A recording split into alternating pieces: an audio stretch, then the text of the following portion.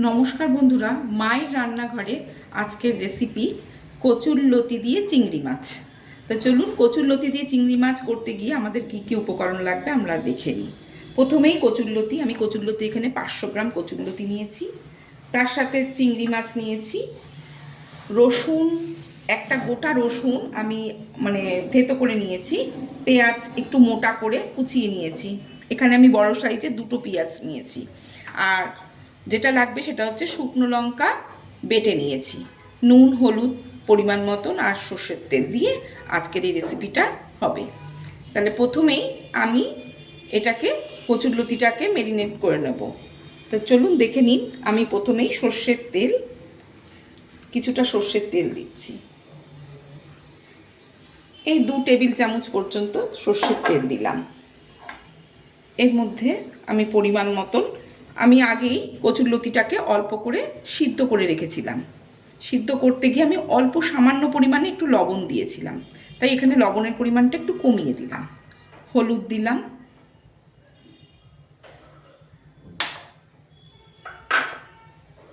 পেঁয়াজ কুচোনো,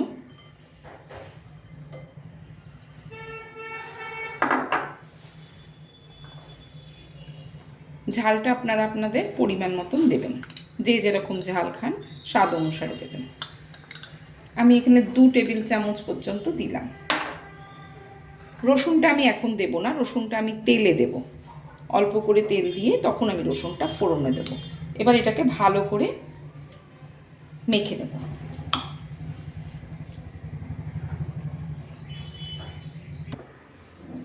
তাহলে আমরা এটাকে মেখে রেডি করে নিয়েছি। এবার চলুন, আমরা প্রথমেই, তেল গরম হয়ে গেছে, এখানে 3 টেবিল চামচ মতন আমি তেল দিয়েছি। এবার আমি চিংড়ি মাছটা একটু ভেজে নেব।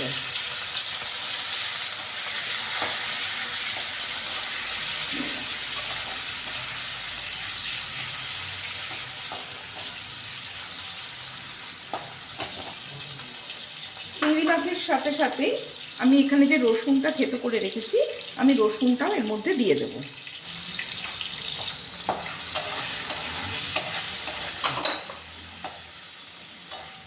রসুনটা একটু কালার আসলে পরই আমি যে কচুরলতিটাকে যে ম্যারিনেট করে রেখেছি সেটাকে এর মধ্যে দিয়ে দেবো।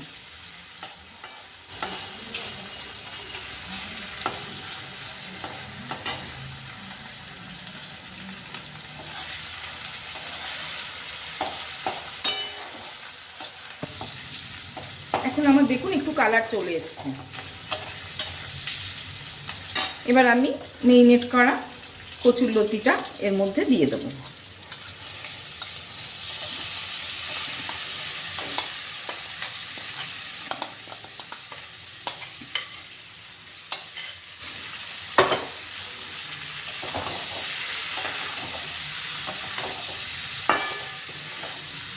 ভালো করে মিশিয়ে দেবেন।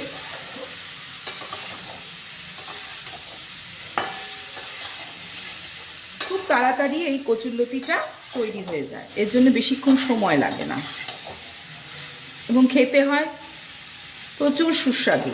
একবার রান্না করে খেয়ে দেখবেন কেমন লাগে, তাহলেই বুঝতে পারবেন।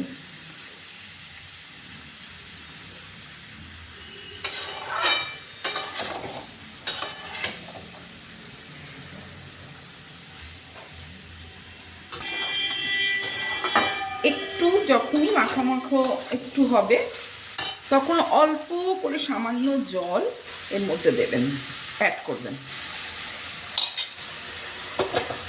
দিয়ে ভালো করে নেড়ে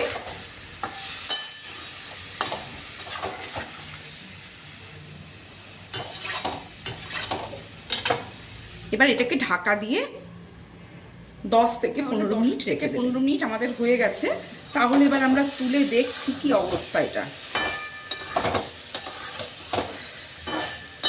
দেখুন, এটা পুরোটাই হয়ে গেছে, এই যে লতিটাও ভালোভাবে সেদ্ধ হয়ে গেছে।